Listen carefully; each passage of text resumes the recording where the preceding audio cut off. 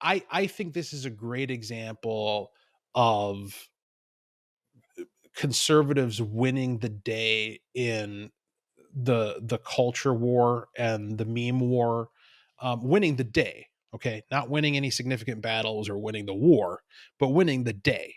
Another example of it is this "Let's Go Brandon" thing. Let's Go Brandon is an absolutely fantastic piece of rhetoric because it's accomplishing multiple things at once. There's the implication of what people really mean when they say it, but then you're also highlighting the fact that the media lies to you, that and through implication that the administration lies to you, and that and you're also it also forces an acknowledgement of reality, right? Because the whole point is it was really obvious what the crowd was really chanting, and the media tried to pull the wool over your eyes in a futile and clownish effort to convince you that they were actually saying something else. But we who are in on the joke all know what was really being said. And that's just that's such a powerful meme. It's so powerful because what it does is it creates this fraternity out here in the culture of people who recognize, which with those three little words, "Let's go Brandon," they recognize and are inducted in the reality club. Like we all know what's really going on, and we've got their number, and we're on to them, and we're smarter than the people who are trying to fool us. And so this moving of the 600 to 10,000, it's not fantastic, but it is an indication of the power that, even with all of the censorship and the fact checking and the flagging of posts and the throttling of likes and shares and all that, even through all that, we're still able to have this kind of an effect on the public policy discourse. There's so much power out here to be channeled, and we just need to make the decision to use it. Yeah, you're right. I think it was the meme war that won it for us. I mean, granted, the all the banking organizations and the Sure. small town banks especially kind of banded together and were pushing back. But they've been doing that for a couple months. But it wasn't. It was really the memes and stuff that went around. It was, I did a post on how Joe Biden wants to, says nobody makes under $400,000 is going to pay more in taxes, but he wants to track people that are immigrants and people that are Everyone. poor, That's everyone. that are trying to scratch out a living with some kind of second job, or babysitters. They're going after babysitters. You know what I mean? Right. Like, this is just BS.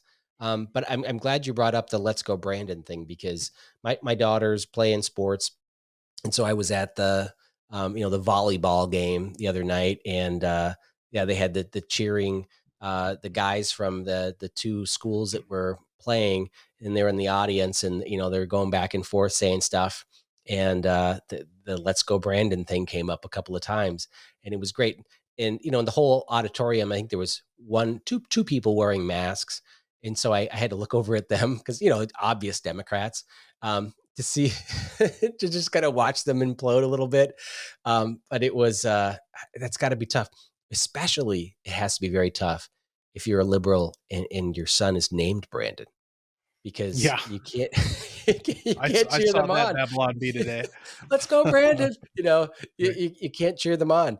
It's kind of like, growing up, I knew a kid named Forrest, when Forrest Gump came out, like, dude, Right. I'm sorry.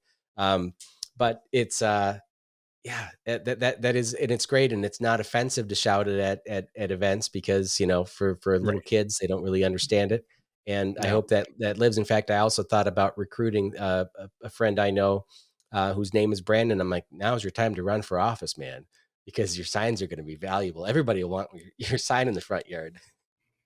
I was at a medical freedom rally here in Albertville over the weekend, and your colleague, Representative Glenn Yeah, Lucero. Gruhagen, Oh, um, okay. well, and Lucero was there too, but Yep, yep. Glenn Gruhagen was out here, and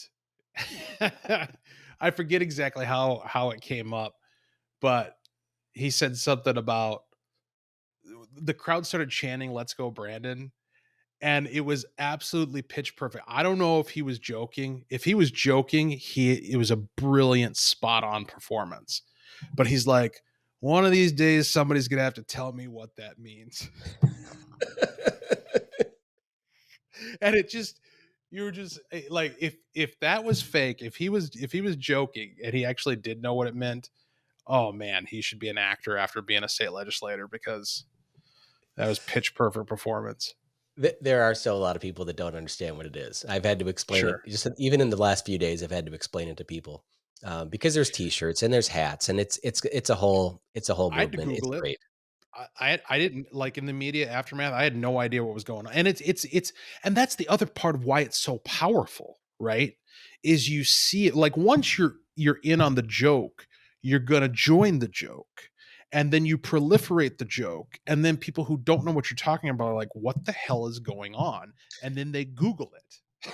And then Okay, they're well, in on the joke, that you know? we do need to explain it to our listeners because, there are probably people that don't understand it. So, it was at the Talladega, Speedway, gentleman named Brandon, won Talladega, and he was being interviewed by, I think, NBC, and this gal had was interviewing him, and the crowd was shouting, "F Joe Biden." F Joe Biden, the full word, F Joe Biden, F Joe Biden. And she said, "Oh, Brandon, that's so great. They're shouting, 'Let's go, Brandon.'" And Yeah. you could hear clear as day they were shouting F Joe Right. Biden. But that's where this whole meme started. And we've come, this has been going on for a month and it hasn't died down. And of course, everybody that's all these little entrepreneurs have been investing and buying t-shirts and hats. So they'll be selling those over the next election. I imagine that that's going to be Oh, with us through the next election. absolutely. It's going to be with us through 2024. It's going to be with us until Biden is gone. Yeah. And Yeah. it's never going away. Yeah.